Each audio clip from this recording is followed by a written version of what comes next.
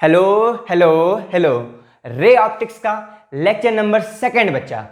First lecture में हम लोगों ने रिफ्रैक्शन क्या होता है, बेंडिंग ऑफ लाइट क्या होती है, refractive index, law of refraction and Snell's law को डिटेल्स में पढ़ रखा है बच्चा। इन सभी टॉपिक्स पर हम लोगों ने न्यूमेरिकल्स लेकर के इनको बहुत अच्छे तरीके से समझ रखा है। तो वैसे ही आज आप अभिषेक यानी मेरे साथ क्रिटिकल एंगल क्या होते हैं और टोटल इंटरनल रिफ्रैक्शन क्या होता है, इन टॉपिक्स को हम लोग डिटेल में समझेंगे और इस पर भी न्यूमेरिकल्स लेकर के इनको बहुत अच्छे तरीके से समझेंगे बच्चा। चलिए आप हैंड लगा लीजिएगा। क्रिटिकल एंगल आप सब लोगों ने फर्स्ट लेक्चर में रिफ्रैक्शन पढ़ रखा था बच्चा। आपने पढ़ा था कि जब लाइट किसी वन मीडियम से अनदर मीडियम में इंटर करती है तो वो अपने पथ से बेंड हो जाती है बच्चा। लाइट बेंड कैसे करती है, इन टॉपिक्स पर भी हम लोगों ने बात कर रखा था कि लाइट अगर डेंसर मीडियम से रेयर मीडियम में जाती है तो अवे फ्रॉम द नॉर्मल जाती है बच्चा, और जब लाइट रेयर मीडियम से डेंस मीडियम में आती है तो टूवर्ड्स द नॉर्मल आती है। मेरे ख्याल से इतनी बात में आपको कोई भी डाउट नहीं होना चाहिए था, ये बात हम लोगों ने पढ़ रखी है यार। अगर मैं आपको बच्चा बात करूं, हम लोगों ने क्या बात किया अभी कि लाइट कैसे ट्रेवल करती है। लाइट जब रेयर मीडियम से, बच्चा पहले देखो कहां से कहां ले जा रहा हूं मैं, लाइट जब हमारी रेयर मीडियम से डेंसर मीडियम में जाती है तो टूवर्ड्स द नॉर्मल बच्चा क्या होती है। लाइट जब हमारी रेयर मीडियम से डेंसर मीडियम में जाती है तो टूवर्ड्स द नॉर्मल जाती है, मतलब नॉर्मल की ओर आ जाती है यार। लाइट को जाना कैसे था, लाइट को बिल्कुल स्ट्रेट ऐसे निकल जाना चाहिए था, लेकिन लाइट ने क्या लाइट नॉर्मल की ओर आ गई है, समझ रहे बिल्कुल। और इस एंगल को हम लोगों ने क्या बोला था, इस एंगल को हमने बोला था इंसिडेंस एंगल, जिसको आई से रिप्रेजेंट करते हैं। और इस एंगल को हम लोगों ने क्या बोला था, रिफ्रैक्टिव एंगल बोला हुआ था, रिफ्रैक्टिव एंगल, और इसको हम लोगों ने क्या बच्चा आर से रिप्रेजेंट करते हैं। कोई इशू बिल्कुल नहीं है। देखो नेक्स्ट, अगर लाइट डेंस मीडियम से रेयर मीडियम इंटर करती है, अगर लाइट डेंस मीडियम से रेयर मीडियम इंटर करती है तो अच्छा क्या होगी, ये अबे फ्रॉम द नॉर्मल जाएगी या टूवर्ड्स द नॉर्मल आएगी।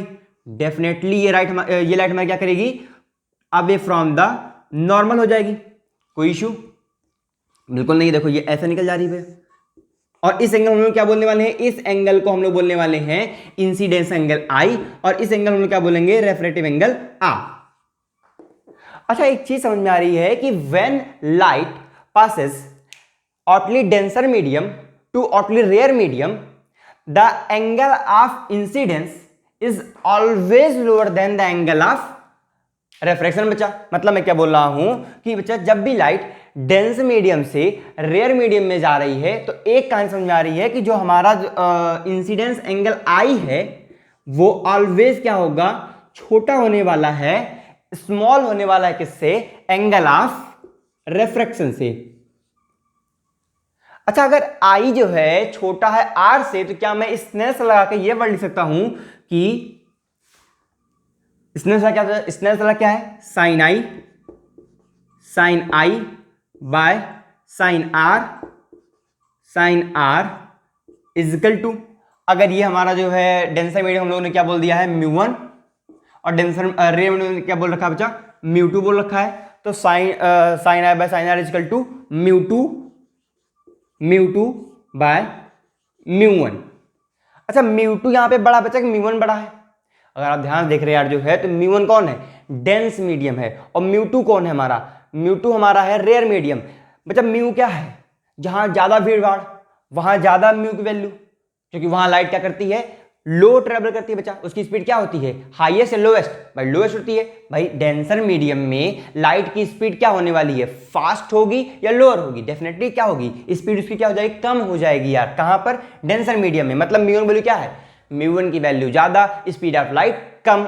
अच्छा अगर म्यू1 बड़ा है, अगर म्यू1 हमारा बड़ा है म्यू2 से, तो म्यू2 बाय म्यू1 की वैल्यू क्या आएगी यार, 1 से छोटी या 1 से बड़ी, डेफिनेटली ये क्या आ जाएगी जो है 1 से छोटी आएगी। मतलब जब भी लाइट हमारी डेंस मीडियम से रेयर मीडियम ट्रेवल करेगी तो म्यू2 बाय म्यू1 ऑलवेज क्या होगा, स्मॉलर देन क्या होगा, 1 होगा।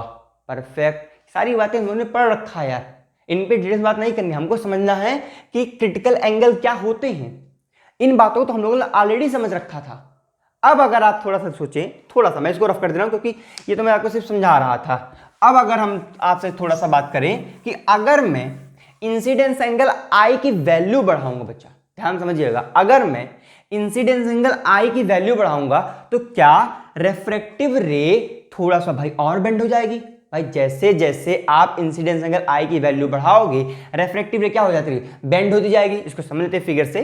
हमें क्या बोल रहा हूं?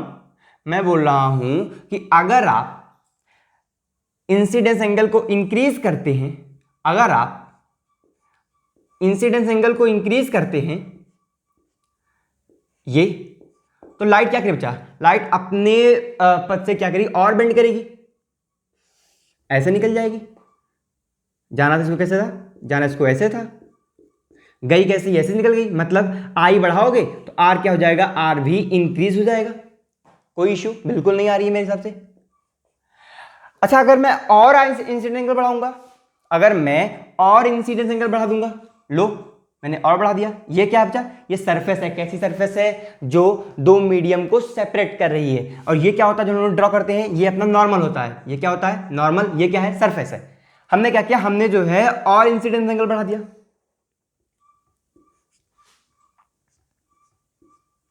हम धीरे धीरे क्या कर रहे हैं बच्चा? जो है इंसिडेंस एंगल को बढ़ा रहे हैं।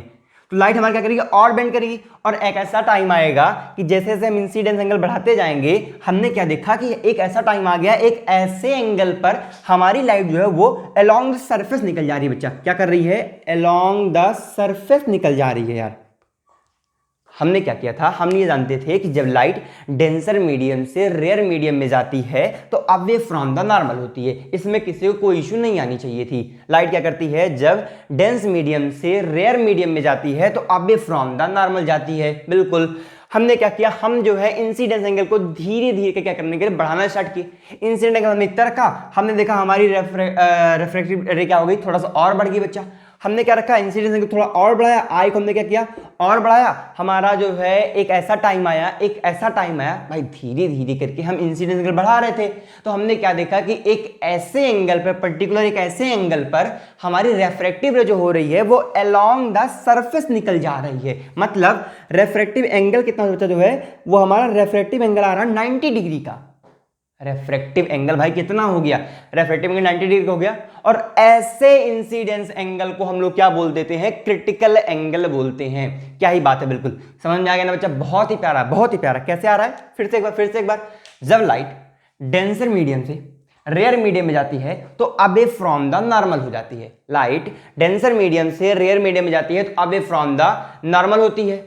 और जैसे जैसे आप जो है इंसिडेंस एंगल बढ़ा रहे थे वैसे वैसे रिफ्रैक्टिव रे क्या हो रही थी? और ज्यादा जो है अब जा रही थी किससे? नॉर्मल से। एक ऐसा टाइम आया, एक ऐसा पर्टिकुलर टाइम आया कि जब आपने इंसिडेंस एंगल को एक पर्टिकुलर एंगल पे सेट किया तो हमारी रिफ्रैक्टिव रे जो है वो अलोंग द नॉर्मल निकल गई और रिफ्रैक्टिव एंगल कितना आ गया? 90 डिग्री का आ गया। बच्चा कितना आ गया? 90 डिग्री का आ गया। उस एंगल को हम लोग क्या बोलने वाले हैं? उस इंसिडेंस एंगल को जब रिफ्रैक्टिव रे 90 डिग्री जो है बेंड होकर के अलोंग द सरफेस निकल जाए, उस इंसिडेंस एंगल को हम लोग क्या बोल देते हैं बच्चा? क्रिटिकल एंगल बोलते हैं। ध्यान रखना, इस इंसिडेंस एंगल को हम लोग क्या बोलने वाले हैं? क्रिटिकल एंगल बोलते हैं। बिल्कुल अच्छे तरीके से मेरे ख्याल से बात समझ में आ गई होगी। फिर से, क्रिटिकल एंगल क्या है? कि वह पर्टिकुलर एंगल, इंसिडेंस एंगल, वह पर्टिकुलर इंसिडेंस एंगल जिस पर लाइट 90 डिग्री बेंड होकर के अलोंग द सरफेस निकल जाती है, ऐसे एंगल को हम लोग क्या बोलने वाले हैं? ऐसे एंगल को हम लोग बोलते हैं क्रिटिकल एंगल बोलते हैं। मेरे ख्याल से बात बिल्कुल क्लियर है। आप चाहो तो इसको नोट कर लो। मैं क्रिटिकल एंगल क्या होता है इसको शब्दों में लिख दे रहा हूं। Critical angle, the angle of incidence in a denser medium for which the angle of refraction in rare medium becomes 90 degree is called critical angle। बच्चा समझ में आ रहा है कि लाइट अगर डेंसर मीडियम से कहां जाती है? डेंसर मीडियम से रेयर मीडियम जाती है और किसी ऐसे पर्टिकुलर एंगल पर जब रिफ्रैक्टिव रे आपकी जो है अलोंग द सरफेस निकल जाती है, 90 डिग्री का एंगल बना करके जाती है, तो ऐसे इंसिडेंस एंगल को हम लोग क्या बोलने वाले हैं? क्रिटिकल एंगल बोलते हैं। चलिए क्रिटिकल एंगल पर कुछ जो है कैलकुलेशन कर लेते हैं।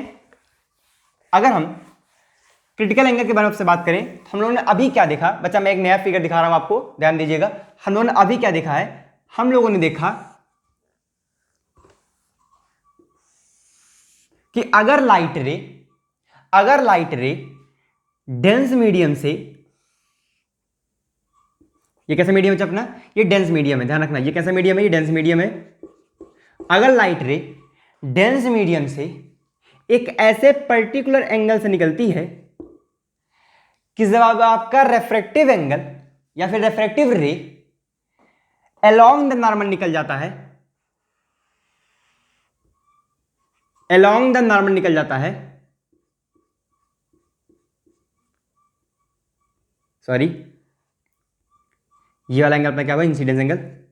अलोंग द नॉर्मल निकल जाता है मतलब 90 डिग्री एंगल बना के जाता है, तो ऐसे इंसिडेंस एंगल को हम लोगों ने क्या बोला था? क्रिटिकल एंगल बोला था। अच्छा ये कौन सा मीडियम? Dense medium. ये कौन सा मीडियम है? रेयर मीडियम यार। इसको हम लोगों ने क्या बोल रखा है? म्यू1। इसको हम लोगों ने क्या बोल रखा है? म्यू2। क्या बच्चे यहां पर हम लोग जो है भाई रिफ्रैक्शन हो रहा है, तो क्या हम लोग जो है स्नेल्स लॉ अप्लाई कर सकते हैं? डेफिनेटली यार। कैसे करेंगे? देखो आप क्या बोलने वाले हैं कि sine I by sine r. Sine I by sine r क्या था बच्चा? जो है आई इंसिडेंस एंगल होता है, और जहां पर आपने आई लगाया हुआ है वहां पर जो है म्यू की वैल्यू क्या थी? म्यू2 थी, तो अपोजिट रखना है। मतलब हम बोलने वाले हैं कि mu one by mu two. Sine I by sine R बच्चा यहां से देख क्या लगाना है? यहां से देख के लगाना है स्नेल्स लॉ। आप क्या बोलने वाले हैं कि sine I by sine R is equal to mu one by mu two. क्या मैं क्रॉस मल्टीप्लाई कर सकता हूं? हाँ, मैं बोल सकता हूं कि mu two sine I is equal to mu one sine R. मतलब mu two sine I is equal to mu one sine R हमारा आ चुका है। क्या यहां पर जो है मुझे आप एंगल आर की वैल्यू बता सकते हैं? रेफ्रेक्टिव एंगल की वैल्यू बोल सकते हैं। डेफिनेटली कितनी आ रही है बच्चा? 90 डिग्री आ रही है। कितनी आ रही है? 90 डिग्री आ रही है। चिपका देते हैं म्यू2 साइन आई, और साइन आई बचा कितना था? I is equal to critical angle, angle C था, sine C is equal to mu one sine R. R क्या है हमारा? 90 डिग्री है। अच्छा हम लोग को यह भी पता है कि साइन 90 डिग्री इक्वल टू क्या होता है? 1 होता है। अगर साइन 90 इक्वल टू 1 होता है, इसकी वैल्यू अगर मैं यहां लगाता हूं तो हमारा क्या बन के आ रहा है? Mu two sine C is equal to mu one, और यहां से साइन सी वैल्यू क्या आ रही है? Sine C is equal to mu one by म्यू2।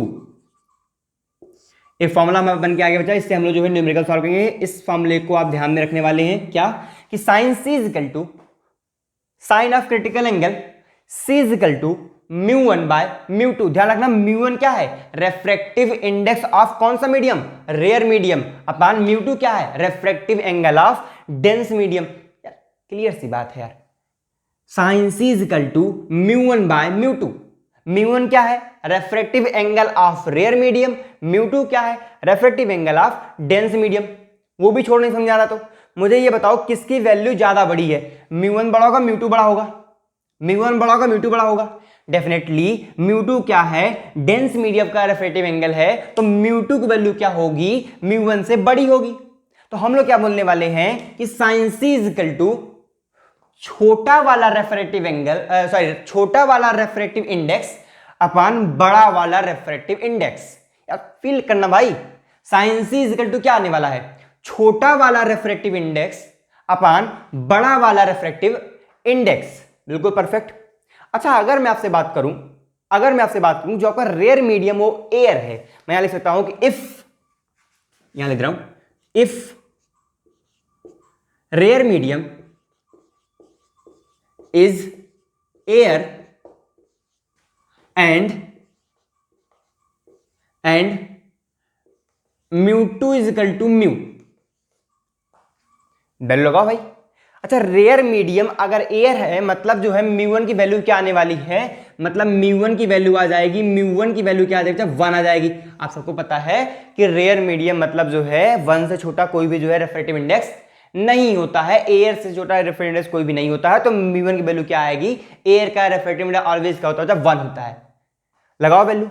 आप बोलने वाले हैं कि sine C is equal to mu one is equal to 1 है, मतलब 1 बाय म्यू टू, क्या बोला, म्यू बोला है, 1 बाय म्यू।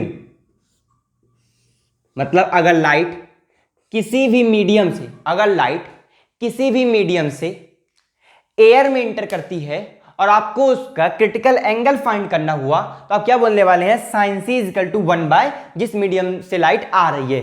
ध्यान रखना, अगर लाइट किसी भी मीडियम से एयर में इंटर करती है और आपको अगर फाइंड करना है क्रिटिकल एंगल, तो आप क्या बोलने वाले हैं, sine C is equal to 1 by mu, और म्यू क्या है, उस मीडियम का रिफ्रैक्टिव इंडेक्स है। बिल्कुल क्लियर भाई। क्रिटिकल एंगल क्या होता है, बहुत अच्छी तरीके से समझ लिया है कि लाइट डेंस मीडियम से रेयर मीडियम जाती है, अवे फ्रॉम द नॉर्मल जाती है। हमने इंसिडेंस एंगल को बढ़ाना स्टार्ट किया और एक ऐसा पर्टिकुलर टाइम आ रहा है, एक ऐसा पर्टिकुलर इंसिडेंस एंगल आ गया कि जिस पर हमारी रिफ्रैक्टिव रे अलोंग द सरफेस निकल गई है, नॉर्मल से 90 डिग्री का एंगल बना करके निकल गई। और ऐसे पर्टिकुलर इंसिडेंस एंगल को हम लोगों ने क्या बोल रखा है, क्रिटिकल एंगल बोल रखा है। भाई क्रिटिकल एंगल को क्या होता है समझ आएगा, थोड़ी सी कैलकुलेशन थी वो भी करके रखा हुआ है। अब क्वेश्चन आता है कि ठीक है क्रिटिकल एंगल समझ आ गया, टीआईआर क्या होता है, टोटल इंटरनल रिफ्लेक्शन क्या होता है, समझते हैं, आराम से समझते हैं।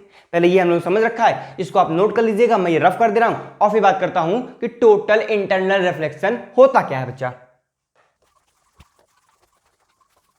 नई हेड लगाते हैं, टोटल इंटरनल रिफ्लेक्शन, और बिल्कुल परेशान नहीं होना है, इसको भी हम लोगों ने बहुत प्यार से समझ लेंगे यार।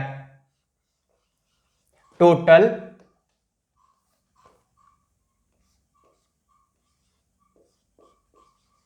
इंटरनल, क्या हो रहा है यार,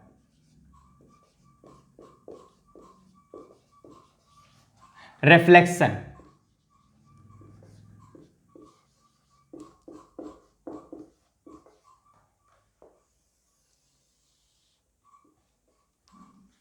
यार जब हम लोगों ने क्रिटिकल एंगल को समझ रहे थे तो हमने आपसे बात किया था कि अगर लाइट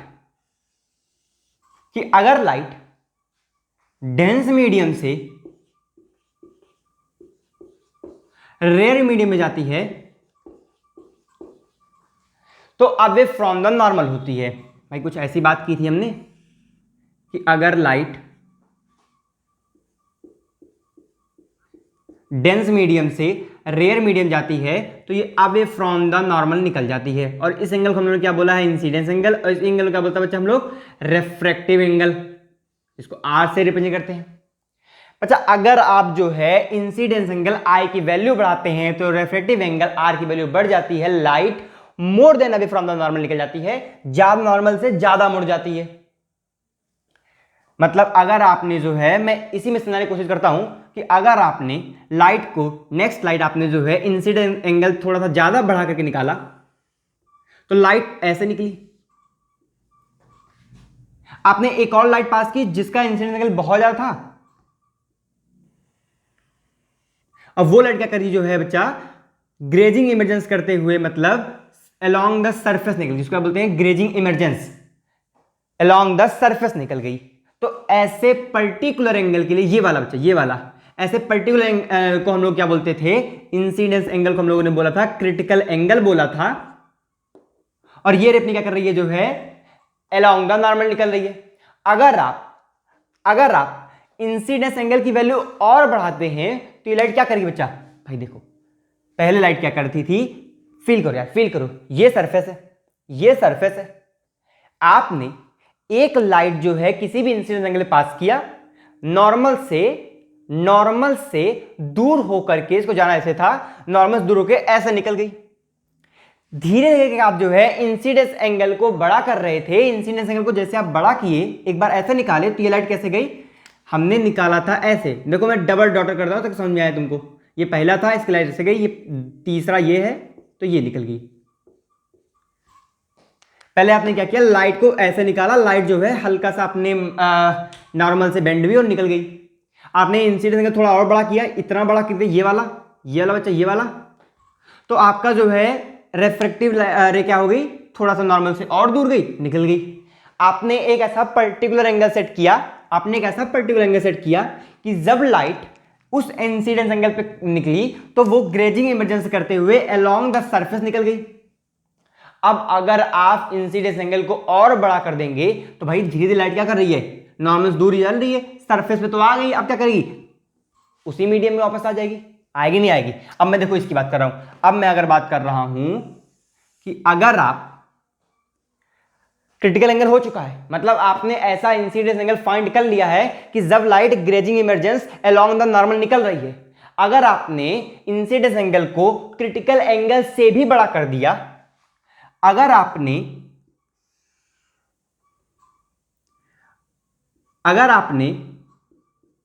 इंसिडेंस एंगल को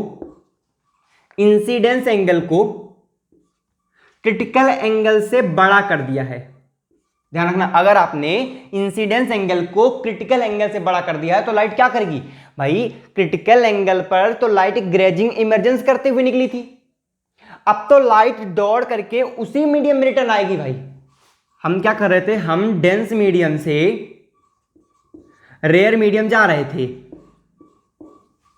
सारी सिचुएशन देख रहे थे, हमने क्या किया, इंसिडेंस एंगल को क्रिटिकल एंगल से भी बड़ा कर दिया है, हमारी लाइट जो है अब क्या करेगी, रिटर्न हो जाएगी उसी मीडियम में।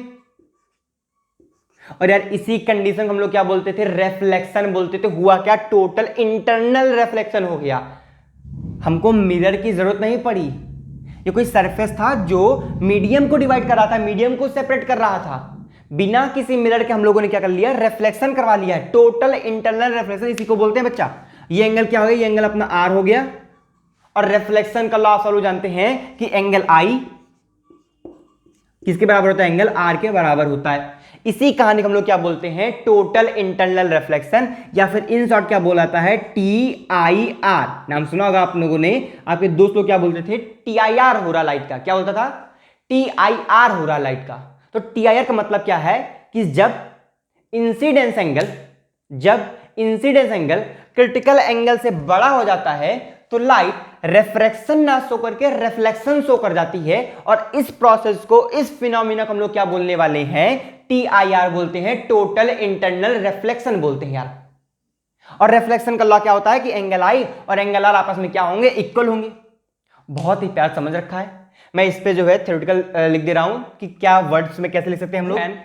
अ light ray travelling from a denser medium towards a rare medium is incident at the interface at an angle of incidence greater than critical angle. The light rays are totally reflected back into the denser medium. This phenomena is called TIR। बच्चा समझ में आ गया कि जब भी light critical angle से भी बड़े इंसिडेंस एंगल पे जाती है तो वो सरफेस से टकराने के बाद उसी मीडियम में, मतलब डेंसर मीडियम में रिटर्न हो जाती है, और इस फिनोमिना को हम लोग क्या बोलते हैं, टोटल इंटरनल रिफ्लेक्शन बोलते हैं। और रिफ्लेक्शन का लॉ क्या है बच्चा, incidence angle and reflected angle आपस में क्या होते हैं, इक्वल होते हैं। मतलब कि टोटल इंटरनल रिफ्लेक्शन होने के लिए हमारे पास दो कंडीशन है बच्चा। पहली कंडीशन क्या है कि the light ray must be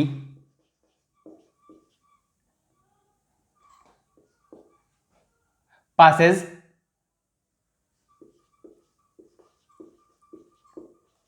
from denser medium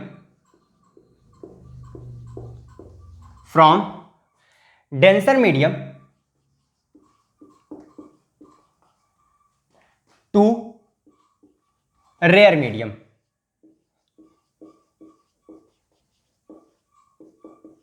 बच्चा पहली कंडीशन क्या है कि हमारी जो लाइट रेज आ रही है, जो लाइट किरण है, उनको क्या करना पड़ेगा, डेंस मीडियम से रेयर मीडियम जाना होगा अगर हम TIR चाहते हैं तो। क्यों? अगर रेयर मीडियम से करें तो क्या होगा भाई, अगर आप रेयर मीडियम से करते हैं तो आपको पता है कि रेयर मीडियम से डेंस मीडियम जाते टाइम जो है लाइट हमारी वो अवे फ्रॉम द नॉर्मल ना जाके टूवर्ड्स द नॉर्मल आती है। यार फील कर पा रहे हैं मेरी बात? हमने क्या बोला कि अगर लाइट रेयर मीडियम से डेंस मीडियम में जाएगी तो light ray towards the normal आएगी, light ray towards the normal आएगी। भाई देखो यार, देखो मैं दिखाई दे रहा हूं, अगर आप रेयर मीडियम से, मैं R दिख रहा हूं, D दिख रहा हूं, अगर आप रेयर मीडियम से डेंस मीडियम में जाते हैं तो लाइट रे रेयर मीडियम से डेंस मीडियम जाते हुए क्या होती है बच्चा, जो है टूवर्ड्स द नॉर्मल आती है। भाई तो रिफ्लेक्शन कैसे होगा, इधर आएगी, आप इस पे लेकर आएंगे, जितना भी इंसिडेंस क्या करोगे, बढ़ाते जाओगे, इंसिडेंस क्या कर रहे हो, बढ़ा रहे हो, रिफ्लेक्टिव क्या होगा, और छोटा हो जाएगा। तो कैसे होगा, मतलब अगर आपको TIR चाहते हैं, अगर आप TIR चाहते हैं तो एक बच्चा फर्स्ट कंडीशन हमारी क्या होनी चाहिए कि the light ray must be passes from denser medium to rare medium. और सेकंड कंडीशन क्या होनी चाहिए बच्चा, second condition the incidence angle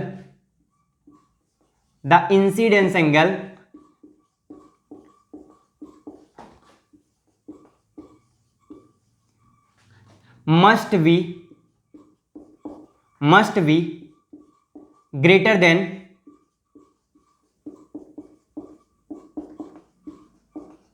critical angle. The incidence angle must be greater than critical angle.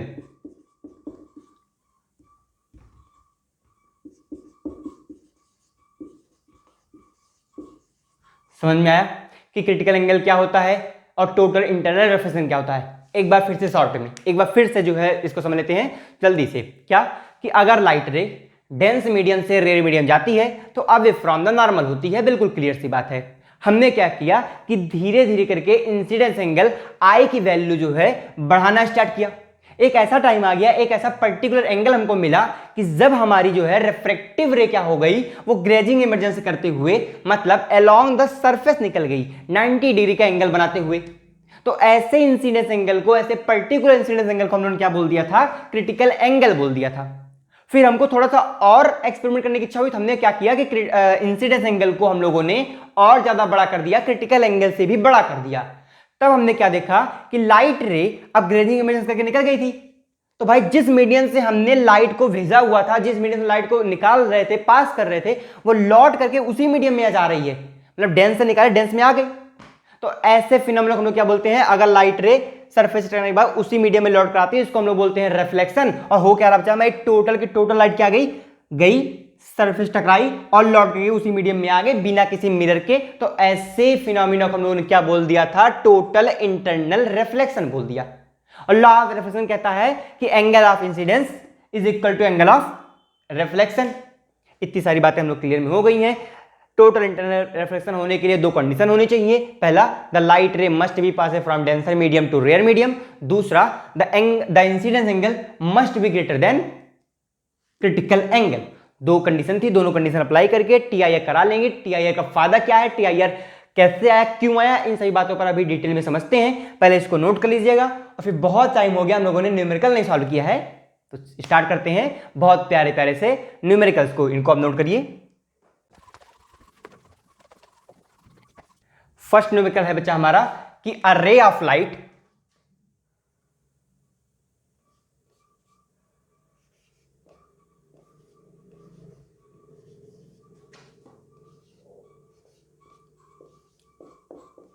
Question क्या है बच्चा हमारा कि a ray of light strikes from a medium with n is equal to 1.67 on a surface of separation with the air n is equal to 1. Calculate the value of critical angle। बच्चा question हमसे कह रहा है कि हमारी कोई रे of light है जो किसी मीडियम से एयर में जा रही है और आपको मीडियम का रिफ्रैक्टिव इंडेक्स 1.67 दिया गया है। हमसे कह रहे हैं कि आप जो है क्रिटिकल एंगल की वैल्यू फाइंड कर दीजिए। यार हम लोगों ने क्रिटिकल एंगल का फॉर्मूला पढ़ के रखा हुआ है कि sine C is equal to बच्चा कुछ बुक ध्यान रखना, साइन सी मतलब क्रिटिकल एंगल को एक और तरीके से रिप्रेजेंट करते हैं, साइन थीटा लगाने पर नीचे सी लिख देते हैं, ये भी क्रिटिकल एंगल ही है, ध्यान रखना यार, जानते रहिए क्या प्रॉब्लम है, साइन सी लिखा रहे या फिर जो है साइन थीटा सी लिखा रहे, ये क्या है, क्रिटिकल एंगल ही है कि sine theta C is equal to critical angle is equal to, formula क्या था, μ1 बाय μ2। अच्छा अब नहीं कंफ्यूज, आप लोग कंफ्यूज हो गए होंगे कि μ1 क्या था, refractive index of rare medium था कि डेंसर मीडियम था। मेरे भाई हमने आपको बताया हुआ था कि μ1 बाय μ2 अगर आ जाए और आपको जो है क्रिटिकल एंगल साइन सी की वैल्यू फाइंड करना हो तो हमेशा क्या करो, छोटा वाला रेफ्रेक्टिव इंडेक्स बटे बड़ा वाला रेफ्रेक्टिव इंडेक्स कर दिया करो, और छोटा वाला क्या है 1 है, बड़ा वाला क्या है 1.67 है, मतलब आप बोल देंगे 1 बाय 1.67, मतलब आप बोल सकते हैं कि साइन सी इजकल टू क्या आ गया आपका 1 बाय 1.67 आ गया।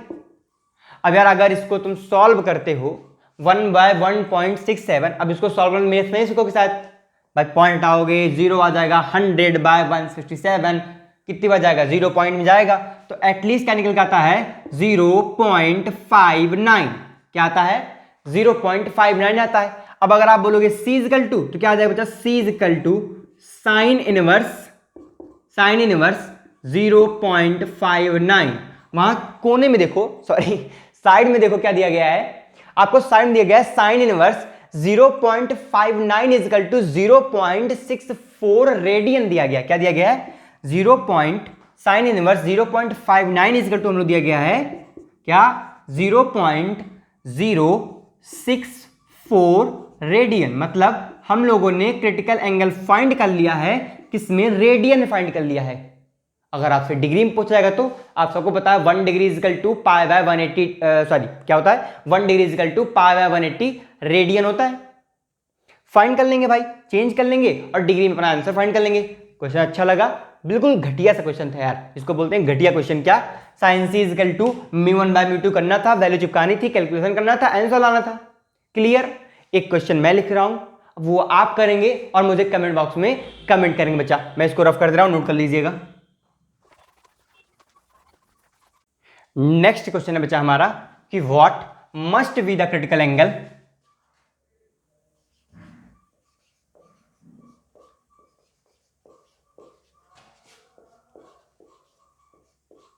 क्वेश्चन क्या बच्चा हमारे पास कि what must be the angle of incidence for there to be a total internal reflection of a ray going from the water with NW, मतलब वाटर का आपको रिफ्लेक्टिव इंडेक्स दे रखा है 1.3 टू ग्लास, और ग्लास का रिफ्लेक्टिव इंडेक्स क्या बच्चा 1.52 है।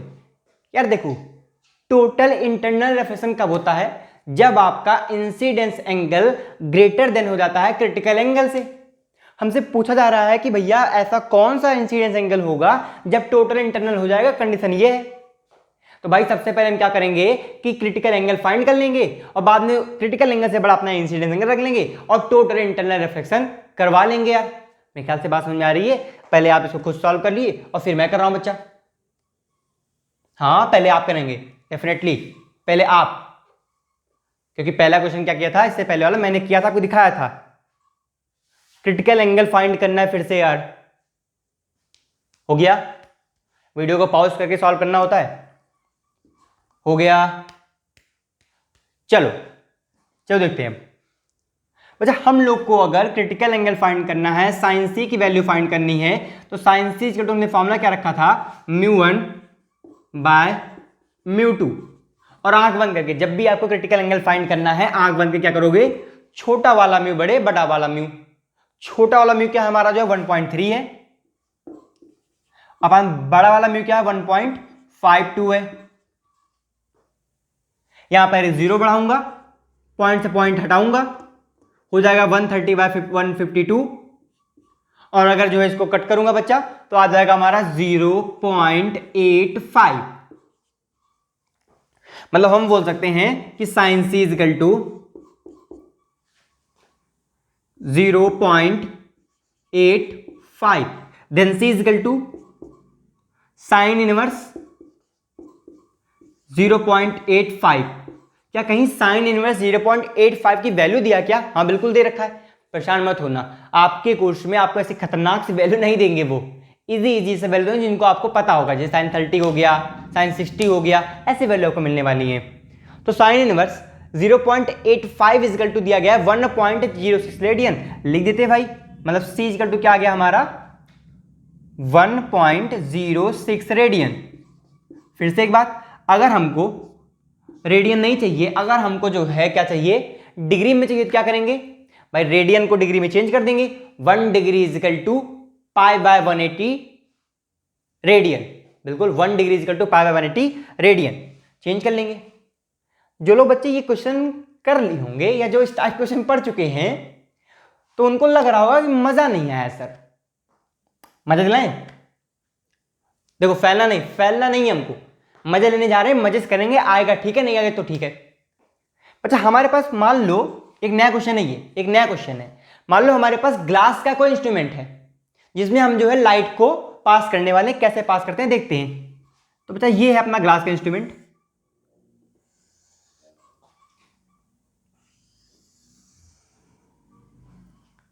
कुछ इस टाइप का था। ये क्या अपना जो है 90 डिग्री एंगल है,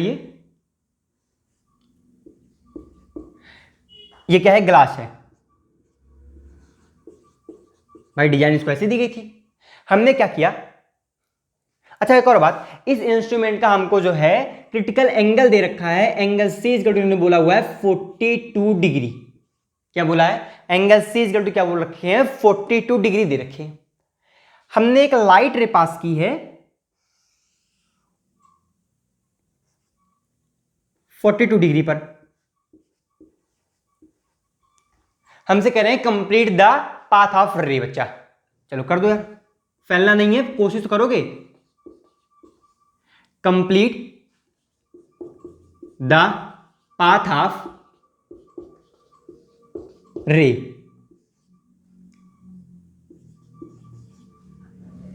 कंप्लीट करें बच्चा, कंप्लीट करें, फैलना नहीं है। फिर से, अब जिन लोगों को मजा नहीं है उनको मजा दिला रहा हूं। हो गया, हो गया। हाँ कुछ लोग बोले होंगे कि भैया क्रिटिकल एंगल 42 डिग्री है, करना क्या था, ग्रेजिंग इमेज करके लाइट को झंडे से निकाल देंगे। भाई क्रिटिकल एंगल, अगर इंसिडेंस एंगल क्या होता है, क्रिटिकल एंगल के इक्वल होता है। अगर इंसिडेंस एंगल क्रिटिकल एंगल के बराबर हो जाता है तो हमारी रिफ्रैक्टिव रे क्या करती है, ग्रेजिंग इमर्जेंस करते हुए अलोंग द सरफेस निकलती है। और सारे बच्चों ने लगभग लगभग ऐसे निकाल दिया होगा। यार इंसिडेंस एंगल है क्या, कहां से लेते हैं उसको हम लोग, उसको लेते हैं नॉर्मल से। तो नॉर्मल ड्रा किया, करो।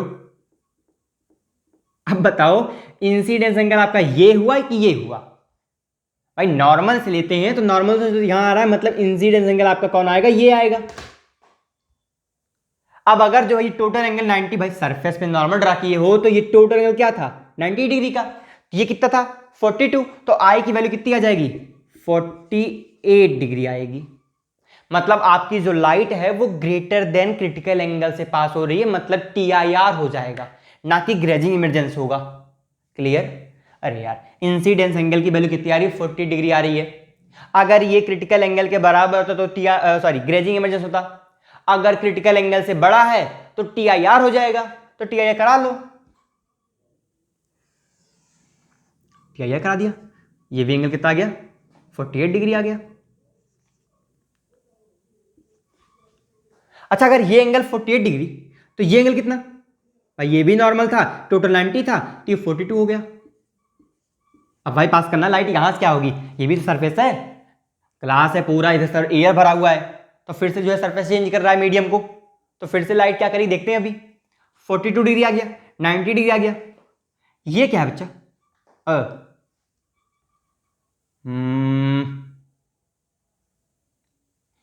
एंगल ड्रॉ करेंगे। ये कितना होगा, ये 42, ये 90, ये क्या होगा 48 होगा। अरे सबको पता है ना कि क्या बन रहा है, ये ट्रायंगल बन रहा है, और ट्रायंगल के तीनों अंतःकोण का मान क्या होता है, सम। इंटरनल एंगल का सम क्या होता है 180 होता है, 90, 42, 48। यार समझ में आ रहा है इतनी बात। नॉर्मल ड्रा करो, ये एंगल कितना ये एंगल कितना, अगर ये 48 तो ये क्या आ गया 42 आ गया।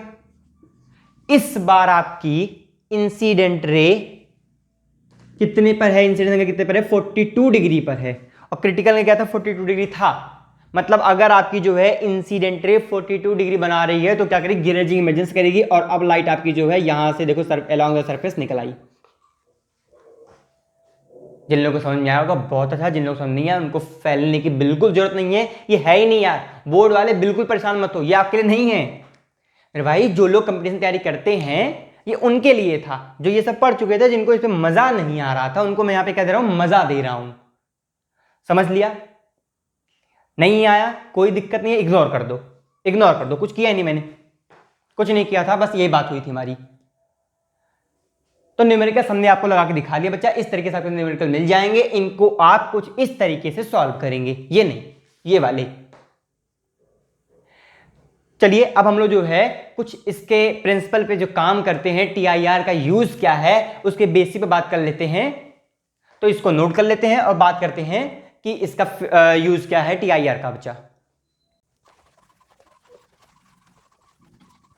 एप्लीकेशन ऑफ अगर टीआईआर पे मैं बात करूं तो बच्चा जनरली दो एग्जांपल आप में दिए जाते हैं, एक तो मिराज का दिया जाता है और दूसरा आपका होता है ऑप्टिकल फाइबर।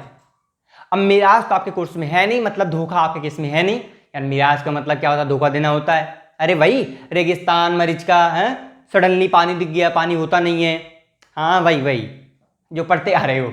तो मिराज आपके कोर्स में है नहीं, तो हम लोग मिराज तो पढ़ने वाले नहीं है, हम लोग क्या पढ़ने वाले हैं, ऑप्टिकल फाइबर पढ़ने वाले हैं। तो आप हेड लगा लीजिएगा ऑप्टिकल फाइबर।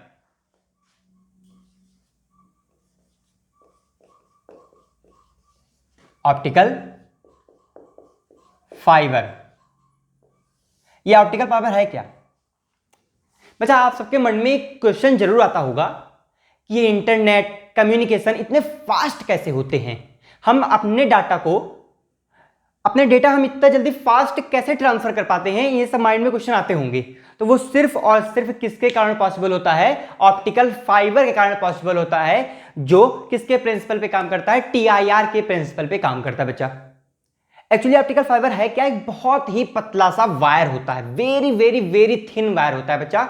अगर मैं इसके रेडियस के बारे में बात करता हूं तो इसका जो रेडियस होता है यार वो माइक्रोमीटर में होता है, 10⁻⁻⁶। इतने से पतले वायर में हम लोग क्या करते हैं, अपने डेटा को ट्रांसफर करते हैं। आप लोग देखे होंगे आपके घरों में जो ब्रॉडबैंड लगता है वो काफी ज्यादा महंगा वायर होता है, क्योंकि वो ऑप्टिकल फाइबर के वायर होते हैं जिनमें क्या कराया जाता है, टीआईआर कराया जाता है, जिसमें आप जो अपना डाटा ट्रांसफर करते हैं ताकि आपको नेट की स्पीड क्या मिल सके, फास्ट मिल सके, अच्छी मिल सके। बताइए क्या होता है, ये फिर से एक बार जो है ऑप्टिकल फाइबर क्या है, बहुत ही पतला सा वायर है जिससे हम लोग क्या करते हैं, डेटा ट्रांसफर करते हैं। इसका डायमीटर क्या होता है, एटलीस्ट 10⁻⁶ मीटर होता है। लाइट के स्पीड का यूज करके अगर डाटा हमको बहुत जल्दी ट्रांसफर करना होता है तभी हम क्या करते हैं, ऑप्टिकल फाइबर का यूज करते हैं। बहुत ही कॉस्टली होता है, बहुत ही महंगा होता है यार। मैं अगर बना के दिखाऊं तो कुछ इस तरीके से होता है। ये ऐसे एक वायर होता है भाई, पतला सा वायर है जिसको ग्लास या फिर प्लास्टिक से बनाते हैं। अब बिल्कुल इतना सा पतला सा वायर है तो आपको गोल गोल दिखेगा ही।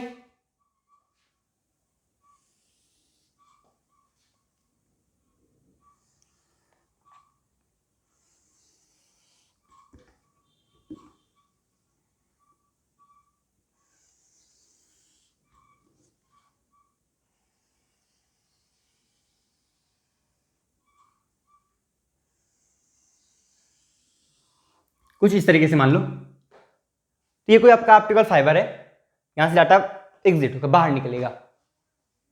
गोला बना दे हम लोग, डमरू बन गया एक। हो क्या रहा है कि आपने जो है यहां से कोई डाटा पास किया है, वो भी किसकी स्पीड चलेगा, जो है लाइट की स्पीड चलेगा। क्योंकि यहां पर हम लोग क्या करते हैं, हम लोगों ने इसको ऐसा वायर सेट किया हुआ है कि इसके हर एक पोजीशन पे अगर आपका जो है रे कहीं भी जो है यहाँ पे टकराती है तो टीआईआर कर जाएगी यार। मतलब अगर आपने जो है रे को इस तरीके से भेजा हुआ है, नॉर्मल बना दो भाई, ये एक्सेस होगा इसका जो है, अगर ये नॉर्मल होगा तो इसको जो है क्या करना होगा, डेंस सॉरी रेयर टू क्या हो रहा है, हाँ रेयर टू डेंस आ रही है, थोड़ा सा दूर लो, यहां जाके टीआई कराएगी। कहीं भी टकराए पूरे वायर में, कहीं भी टकराए क्या करना होगा, इसको जो है इसको टीआईआर करना ही है, ये कहीं भी टकरा जाए। इसको ऐसा डिजाइन किया गया है कि अगर आपका जो रे है इस वायर में कहीं भी टकराती है तो इसको ऐसा बनाया ही गया है कि ये हर एक प्लेस पे क्या शो कर जाएगी, TIR शो कर जाएगी, और फाइनली आपका डाटा क्या हो जाएगा, रिमूव बाहर हो जाएगा।